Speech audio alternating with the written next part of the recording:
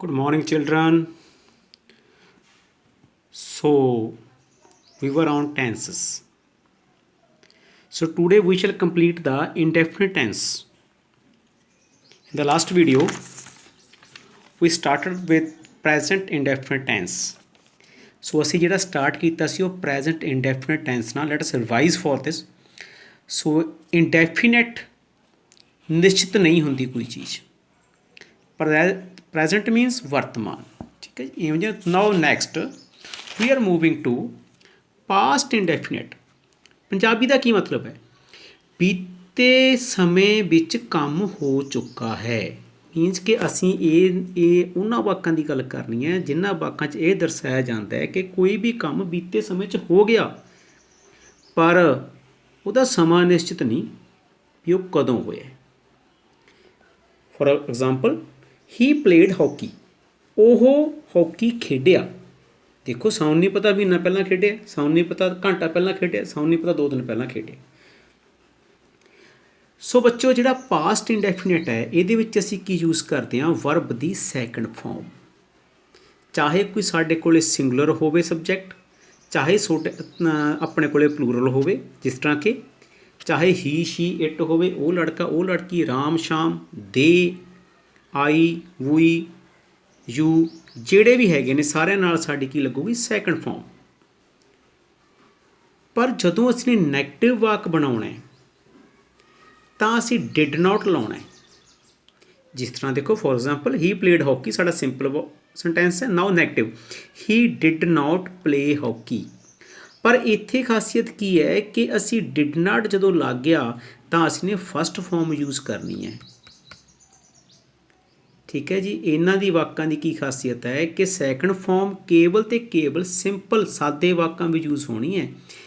Negative and interrogative we will use the first form with did.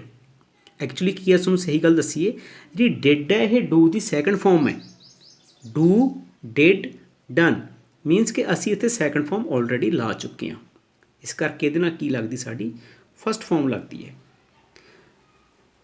So let's revise for some examples like this। ਉਸਨੇ ਮੇਰੀ ਬਹੁਤ ਮਦਦ ਕੀਤੀ।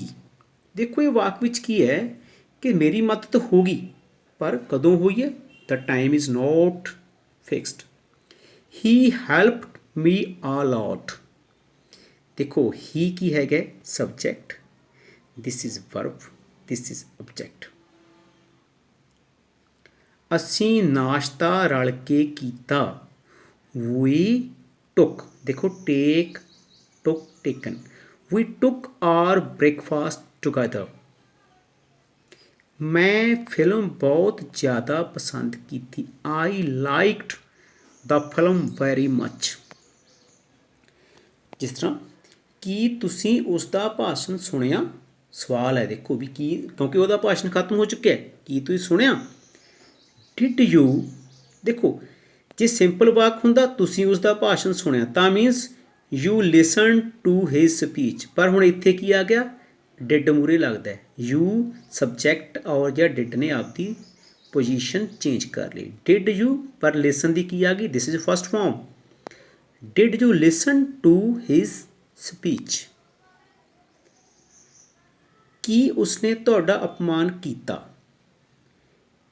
Did he insult you. ਸਭ ਤੋਂ ਪਹਿਲਾਂ ਮੈਂ ਸਿੰਪਲ ਵਾਕ ਦੱਸਦਾ, ਉਸਨੇ ਕੀ ਖਟਾ ਦਿਓ, ਉਸਨੇ ਤੁਹਾਡਾ ਅਪਮਾਨ ਕੀਤਾ। ਹੀ ਇਨਸਲਟਡ ਯੂ। ਇਨਸਲਟਡ ਮੀਨਸ ਸੈਕੰਡ ਫਾਰਮ ਹੈ। ਇਨਸਲਟ ਇਨਸਲਟਡ ਇੰਸਲਟਡ।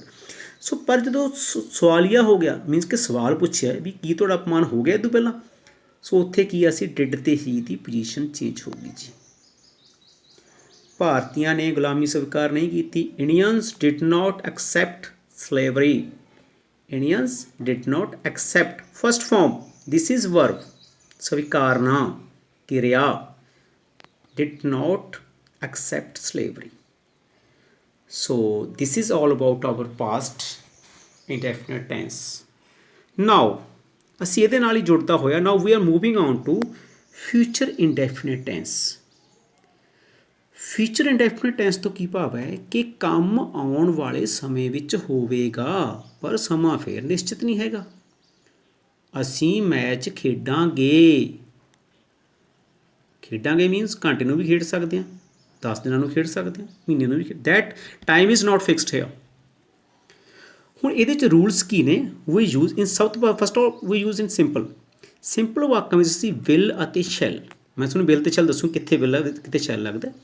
ਵਿਲ ਜਾਂ ਸ਼ੈਲ 'ਚੋਂ ਇੱਕ ਚੀਜ਼ ਲਾਵਾਂਗੇ ਜੀ, ਔਰ ਉਹਦੇ ਨਾਲ ਕੀ ਹੈ ਫਸਟ ਫਾਰਮ ਲੱਗਦੀ ਹੈ।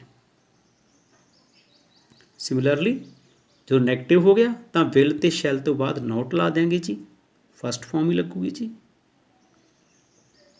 ਹੁਣ ਤੋਂ ਬਾਅਦ ਅਸੀਂ ਜਿਹੜੇ ਵੀ ਟੈਂਸਾਂ ਉੱਪਰ ਜਾਵਾਂਗੇ ਤਾਂ ਕਦੇ ਵੀ ਜੋ ਆਹ ਸਿਸਟਮ ਸੀਗਾ ਸੈਕਿੰਡ ਫਾਰਮ ਤੋਂ ਬਾਅਦ ਫਸਟ ਫਾਰਮ, ਠੀਕ ਹੈ ਜੀ, ਉਹ ਸਿਸਟਮ ਸਾਡੇ ਬਿਲਕੁਲ ਖਤਮ ਹੋ ਜਾਣਗੇ ਜੀ। ਸੋ ਜਾਂ ਇਦੋਂ ਬਾਅਦ ਸਾਰੇ ਟੈਂਸਾਂ ਵਿੱਚ ਫਿਕਸ ਲੱਗੂਗੀ, ਚਾਹੇ ਸਾਰਿਆਂ 'ਚ ਫਸਟ ਲੱਗੂ, ਚਾਹੇ ਸੈਕਿੰਡ ਲੱਗੂ, ਚਾਹੇ ਥਰਡ ਲੱਗੂਗੀ। ਸੋ ਸਵਾਲੀਆ ਵੇਲੇ ਕੀ ਹੈ ਜੀ, ਵਿਲ ਅਤੇ ਸ਼ੈਲ ਅੱਗੇ ਆ ਜਾਊਗਾ, ਫਿਰ ਸਬਜੈਕਟ, ਫਿਰ first form. Like this, we shall play a match tomorrow. ਅਸੀਂ ਕੱਲ੍ਹ ਨੂੰ ਇੱਕ ਮੈਚ ਖੇਡਾਂਗੇ। So time is not fixed here. ਹੁਣ ਸਾਡੀ ਜਿਹੜੀ ਸਭ ਤੋਂ ਇਹ 'ਚ ਖਾਸ ਗੱਲ ਹੈ ਉਹ ਹੈ ਕਿ ਵਿਲ ਕਿੱਥੇ ਯੂਜ਼ ਹੋਊਗਾ, ਸ਼ੈਲ ਕਿੱਥੇ ਯੂਜ਼ ਹੋਊਗਾ। ਸੋ ਡੀਅਰ ਸਟੂਡੈਂਟਸ, ਆਈ ਅਤੇ ਵੀ ਨਾਲ ਸ਼ੈਲ ਯੂਜ਼ ਹੁੰਦਾ। ਦੇਖੋ ਆਈ ਅਤੇ ਵੀ ਕੌਣ ਹੁੰਦੇ ਨੇ? ਪ੍ਰਥਮ ਵਿਅਕਤੀ ਜਾਂ first person. This is first person. First person ਕੌਣ ਹੁੰਦਾ? ਜਿਹੜਾ ਬੰਦਾ ਗੱਲ ਕਰ ਰਿਹਾ ਹੁੰਦਾ। ਫਸਟ ਆਫ ਆਲ ਤੁਸੀਂ ਇਹ ਤਿੰਨੇ ਜਿਹੜੇ ਪਰਸਨ ਨੇ ਉਹ ਸਮਝੋ। ਫਸਟ ਪਰਸਨ ਮੀਨਸ ਜਿਹੜਾ ਗੱਲ ਕਰ ਰਿਹਾ ਹੁੰਦਾ। ਜਦੋਂ ਮੈਂ ਗੱਲ ਕੀਤਾ ਜਾਂ ਤਾਂ ਮੈਂ ਆਪਦੇ ਆਪ ਨੂੰ ਕਹੂੰਗਾ ਜਾਂ ਅਸੀਂ ਕਹਾਂਗੇ ਅਸੀਂ। ਸੋ ਸੈਕਿੰਡ ਪਰਸਨ ਕੀ ਹੁੰਦਾ? ਜਿਹਦੇ ਨਾਲ ਗੱਲਬਾਤ ਹੋ ਰਹੀ ਹੁੰਦੀ ਹੈ। ਦੈਟ ਇਜ਼ ਯੂ, ਤੁਸੀਂ। ਇੱਕ ਹੁੰਦਾ ਥਰਡ ਪਰਸਨ। ਥਰਡ ਪਰਸਨ ਹੁੰਦਾ ਕਿ ਜਿਹਦੇ ਬਾਰੇ ਅਸੀਂ ਗੱਲਬਾਤ ਕਰ ਰਹੇ ਹੁੰਦੇ ਹਾਂ, ਉਹ ਲੜਕਾ, ਉਹ ਜਾਂ ਅਸੀਂ ਤੀਜੇ ਬੰਦੇ ਬਾਰੇ ਗੱਲਬਾਤ ਜਦੋਂ ਕਰਦੇ ਹਾਂ, ਸੋ ਉਹਨੂੰ ਅਸੀਂ ਥਰਡ ਪਰਸਨ ਕਹਿ ਦਿੰਦੇ ਹਾਂ। ਸੋ ਪਿਆਰੇ ਬੱਚਿਓ, ਸਿਰਫ ਆਈ ਅਤੇ ਵੀ ਨਾਲ ਸ਼ੈਲ ਯੂਜ਼ ਕਰਨਾ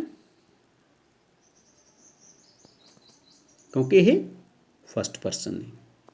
ਬਾਕੀ ਸਾਰਿਆਂ ਨਾਲ ਹੀ, ਸ਼ੀ, ਇਟ, ਯੂ, ਦੇ, ਬਹੁਵਚਨ, ਇੱਕ ਵਚਨ, ਸਾਰਿਆਂ ਨਾਲ ਅਸੀਂ ਨੇ ਵਿਲ ਯੂਜ਼ ਕਰਨਾ। ਇਹ ਹੈਗੇ ਨੇ ਸੈਕਿੰਡ ਪਰਸਨ ਜਾਂ ਥਰਡ ਪਰਸਨ। ਸੈਕਿੰਡ ਪਰਸਨ ਇੱਕੋ ਹੀ ਹੁੰਦਾ, ਯੂ ਹੁੰਦਾ ਸੈਕਿੰਡ ਪਰਸਨ, ਜੋ ਅਸੀਂ ਜਿਹਦੇ ਬੰਦੇ ਨਾਲ ਅਸੀਂ ਗੱਲ ਕਰਦੇ ਹਾਂ, ਜਿਹਦੇ ਬਾਰੇ ਗੱਲ ਕਰਦੇ ਹਾਂ, ਉਹਨੂੰ ਅਸੀਂ ਆਮ ਕਰਕੇ ਥਰਡ ਪਰਸਨ ਕਹਿੰਦੇ ਹਾਂ। ਸੋ ਮੇਰੇ ਖਿਆਲ ਹੈ ਤੁਹਾਨੂੰ ਇਹ ਕਲੀਅਰ ਹੋ ਗਿਆ ਹੋਣਾ use of will and shell. ਇਹਦੇ ਵਿੱਚ ਅੱਗੇ ਜਾ ਕੇ ਸਾਡੀ ਇੱਕ ਇਸ ਰੂਲ ਦੇ ਵਿੱਚ ਨਿਯਮ ਵਿੱਚ ਇੱਕ ਤਬਦੀਲੀ ਆਉਂਦੀ ਹੈ ਜੀ। ਉਹ ਇਹ ਹੈ ਕਿ ਨਾ ਜਦੋਂ ਕੰਮ ਬਿਲਕੁਲ ਹੀ ਫਿਕਸਡ ਹੋਵੇ, ਮੀਨਸ ਕਿ ਮੈਂ ਤਾਂ ਇਹ ਕੰਮ ਕਰਨਾ ਹੀ ਕਰਨਾ, ਉਦੋਂ ਇਹਨਾਂ ਦੀਆਂ ਪੋਜੀਸ਼ਨਸ ਚੇਂਜ ਹੋ ਜਾਂਦੀਆਂ ਨੇ। ਮੈਂ ਹਰ ਹਾਲ ਵਿੱਚ ਦਿੱਲੀ ਜਾਵਾਂਗਾ ਤਾਂ ਮੈਂ ਆਈ ਨਾਲ ਵਿਲ ਲਾਊਂਗਾ। ਜੇ ਹੋਊਗਾ ਕਿ ਉਹ ਹਰ ਹਾਲਤ ਦਿੱਲੀ ਜਾਵੇਗਾ ਤਾਂ ਮੈਂ ਹੀ ਦੇ ਨਾਲ ਸ਼ੈਲ ਲਾਊਂਗਾ। ਮੀਨਸ ਕਿ ਇੰਨਾ ਜਦੋਂ ਬਿਲਕੁਲ ਹੀ ਇੱਕ ਫਿਕਸ ਹੋਵੇ ਕਿ ਪੱਕਾ ਹੀ ਤੈਅ ਹੋਵੇ ਕੋਈ ਕੰਮ ਹੋਣਾ, ਤਾਂ ਅਸੀਂ ਵਿਲ ਅਤੇ ਸ਼ੈਲ ਦਾ ਯੂਜ਼ ਉਲਟਾ ਹੋ ਜਾਂਦਾ ਜੀ। ਜੇ ਕਹਾਂ ਕਿ I will do it means ਮੈਂ ਹਰ ਹਾਲਤ ਵਿੱਚ ਕਰੂੰਗਾ, ਕਿਸੇ ਵੀ ਹਾਲਤ ਮੈਂ ਇਸ ਕੰਮ ਨੂੰ ਨਹੀਂ ਛੱਡਾਂਗਾ। ਜੇ ਮੈਂ ਹੋਵੇ ਕਿ ਆਈ ਸ਼ੈਲ ਡੂ ਇਟ ਤਾਂ ਇਟ ਮੀਨਸ ਕਿ ਮੈਂ ਇਸ ਕੰਮ ਨੂੰ ਕਰਾਂਗਾ। ਠੀਕ ਹੈ, let's go to some sentences over here. So ਉਹ ਕੱਲ੍ਹ ਦਿੱਲੀ ਜਾਵੇਗਾ। ਉਹ ਹੀ ਕਿਉਂਕਿ he is the third person, so he ਨਾਲ ਵਿਲ ਯੂਜ਼ ਹੋਊਗਾ। He will go to Delhi tomorrow. Go first form ਆ ਗਈ ਜੀ। ਠੀਕ ਹੈ ਜੀ।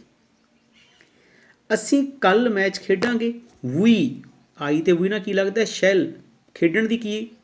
Play a match tomorrow. ਕੀ ਮੈਨੂੰ ਤੁਹਾਡਾ ਸਹਿਯੋਗ ਪ੍ਰਾਪਤ ਹੋਵੇਗਾ? ਦੇਖੋ ਮੈਨੂੰ ਆਈ ਨਾਲ ਸ਼ੈਲ ਲੱਗਣਾ। Shell I get your cooperation? Cooperation ਹੁੰਦਾ ਸਹਿਯੋਗ। ਉਸ ਦਾ ਛੋਟਾ ਭਰਾ ਇਸ ਸਕੂਲ ਵਿੱਚ ਨਹੀਂ ਪੜ੍ਹੇਗਾ। His younger brother. So this is the third person. His, ਉਸ ਦਾ ਛੋਟਾ ਭਰਾ। ਥਰਡ ਪਰਸਨ ਹੈ, ਵਿਲ ਹੋਊਗਾ। Will not study in this school. ਕੀ ਤੁਸੀਂ ਮੇਰੀ ਸਹਾਇਤਾ ਕਰੋਗੇ? Will you please help me? Help ਦੇਖੋ ਫਸਟ ਫਾਰਮ ਹੈ ਜੀ। ਇੱਥੇ ਪਲੀਜ਼ ਤੋਂ ਬਿਨਾਂ ਹੀ ਵੈਸੇ ਸਰ ਸਕਦਾ ਕਿਉਂਕਿ ਸਿੰਪਲ ਹੀ ਹੈ। मैं कल स्कूल बिल्कुल नहीं जावांगा। Now this is change of rule. Please देखो, बिल्कुल नहीं जा, बिल्कुल नहीं है तो मतलब है कि जो मर्जी हो जाए, चाहे दुनिया पलट जाए, I will not go. So I will not attend the school tomorrow. लग गया पता बच्चों कि इतने आई नाल विल का तो लगे, क्योंकि इतने की है बिल्कुल नहीं जावांगा। सो ये साढ़े दो ਟੈਂਸ ਸੀਗੇ। मेरा ख्याल है ਹੁਣ ਅਸੀਂ ਇੰਡੈਫਿਨਿਟ ਅਨਿਸ਼ਚਿਤ ਕਾਲ ਵਾਲੇ ਤਿੰਨੋਂ ਕਿਸਮ ਦੇ ਟੈਂਸ ਅਸੀਂ ਕਰ ਚੁੱਕੇ ਹਾਂ। So thank you very much for joining me. ਤੁਸੀਂ ਜਿਹੜਾ ਸਾਡਾ ਚੈਨਲ ਹੈ ਨਾ ਅਕਾਲ ਸਕੂਲ ਵੋਹਾ, you can subscribe that channel. So thank you very much.